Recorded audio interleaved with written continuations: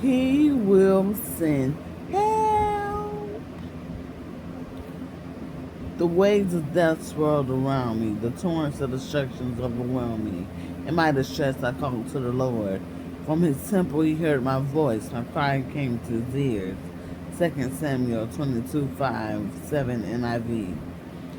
God never asks us to do life alone. When the waves of death swirls around us and the pounding rains of destruction threaten overwhelming us, we can cry out to the Heavenly Father, knowing that He will not let us down or let us drown. He will hear our voice and He will send help.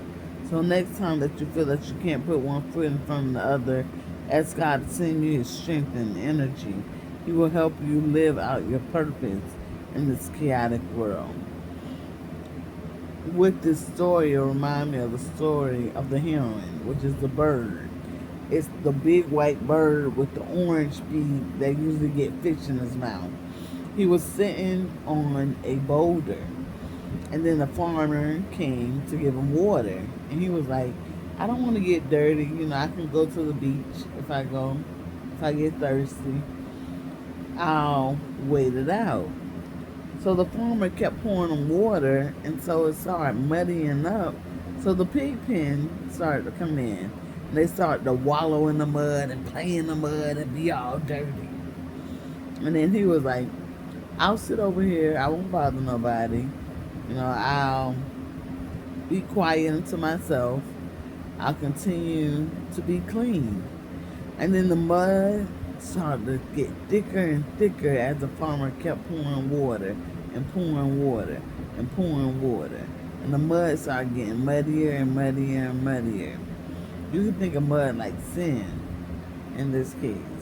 The dirt, the filth, the lies, the misrepresentation of truth, the destruction, the corruption, the hurt, the pain, the badness. And so one day the pigs looked up and saw the heron clean, and they started to admire the heron. Wow, he's clean. Then the boulder, which is the boar, came and knocked down the boulder and knocked him down to his feet.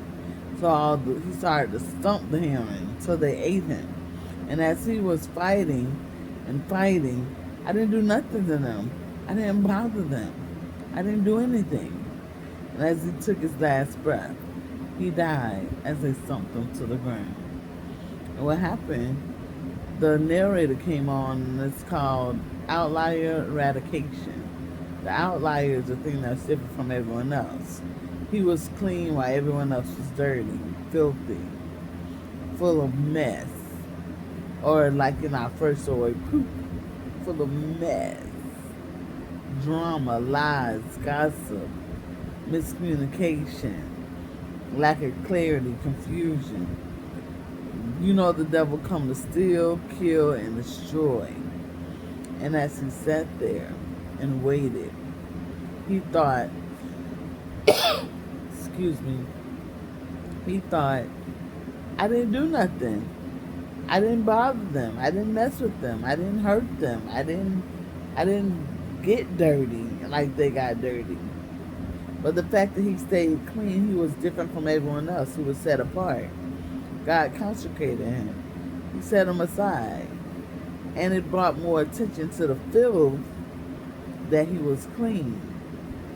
So the fact that he was clean, it showed that the other people were just dirty, nasty, filthy, disgusting. Ugh. And so, what ended up doing, he ended up dying. My mother said, "Why didn't he just fly away?" He saw them knock him down. Could have kept going, kept it moving, kept pushing. Turn your head and keep going. My brother, he said, "Do you know what a boar is?" I said, "It's a big pig." He said, "Yeah, that's true. But it's a wild pig." The boar, maybe you're educated or you're experienced. You're the boar. He was like, you have friends that are boars. They're wild animals that got tamed. because the boar is usually in the wild. But he came to the farmland, which where they were tamed, which can be institutionalized, whether it's a psych ward, prison, or military, mental health, stuff like that. So he came to the farm, and he said, some boars, or the people who are rough around the edges, don't like the fact that you're clean, because it shows that they're dirty. It's not sinful versus clean, but clean versus dirty versus negative, bad, envious. And so, with that being said, that's that. You have the heron, which is the bird. You got the pigs, which is the farm animals, the tamed animals, as my brother calls it. And then you have what you call, the boar. Not the boar like boring, but the boar like the pig, like boar's head, the wild stallion. So as I listened to this story, I learned a lot. And as I listened to this gospel, I learned a lot. He would send help. God sent the farmer to give him water. He helped him. But he didn't know when it was time to leave. He held on tight. He didn't want to let go. He didn't want to continue to keep it moving. He was so comfortable being where he was, thinking that nothing was wrong. He didn't do nothing wrong. No harm, no foul. He didn't try to hurt anybody. He didn't try to do nothing. He wasn't even loud.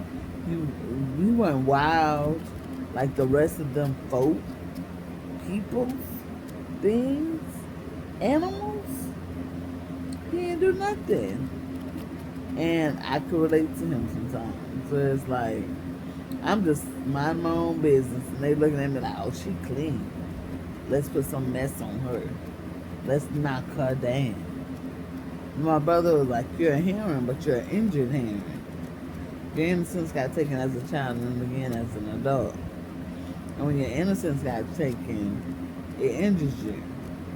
So the boar, or the wild pig, or the wild people, or the people who not institutionalized, they try to knock you off your rocker.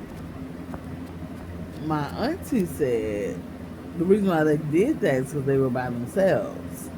They isolated, they divided and conquered. But then my cousin, my god cousin, said sometimes that's best and sometimes it's worse. Sometimes it's best because you don't get touched by the mess other people surrounding you. Sometimes it's worse because they isolate you and knock you down. And that's the story of the boar, the heron, and the farmer. And this is the gospel farmer. He will send help. I love you. I hope that helped. See you next time.